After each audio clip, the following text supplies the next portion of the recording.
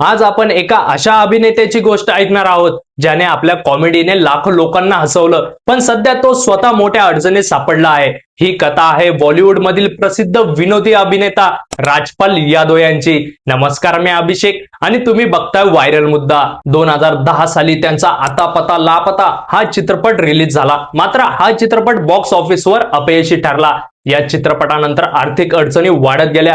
सांगितलं जातं की जवळपास 9 कोटी रुपयांचं कर्ज बाकी राहिलं। चेक बाउन्स आणि लोन डिफॉल्ट प्रकरणात 5 फेब्रुवारीला दिल्ली हायकोर्टाने त्यांची अतिरिक्त वेळ मागणारी शेवटची याचिका फेटाळली। यानंतर राजपाल यादव यांनी तिहार जेलमध्ये सरेंडर केलं। लोकांना हसवणारा कलाकार आता स्वतः कठीण परिस्थितीत होता, पण या कठीण काळात बॉलिवूड इंडस्ट्रीने त्यांना एकटं सोडलं नाही। सर्वप्रथम मदतीचा हात पुढे केला तो पंजाबी गायक गुरु रंधावा यांनी। त्यांनी राजपाल यादव यांना आपल्या येणाऱ्या म्युझिक व्हिडिओमध्ये घेतलं आणि साइनिंग अमाउंट दिली। त्यानंतर सोनू सूद, सलमान खान, अजय देवगन, वरुण धवन आणि दिग्दर्शक अनीस बाझमी यांच्यासारख्या मोठ्या नावांनी आपला सपोर्ट जाहीर केला।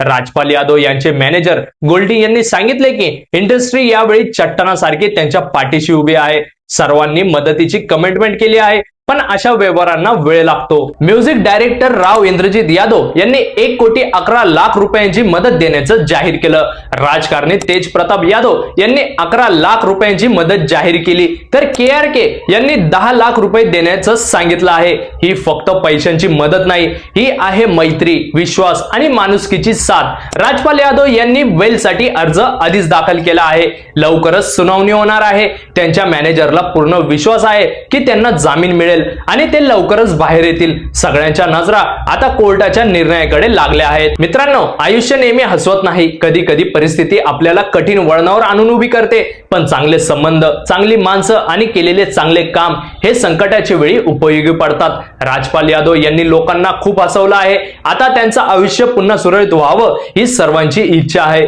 तुम्हाला काय वाटतं? त्यांना लवकर जामीन मिळेल का? कमेंट मध्ये नक्की सांगा आणि अशाच अपडेटसाठी आमच्या चॅनलला सबस्क्राइब करायला विसरू नका।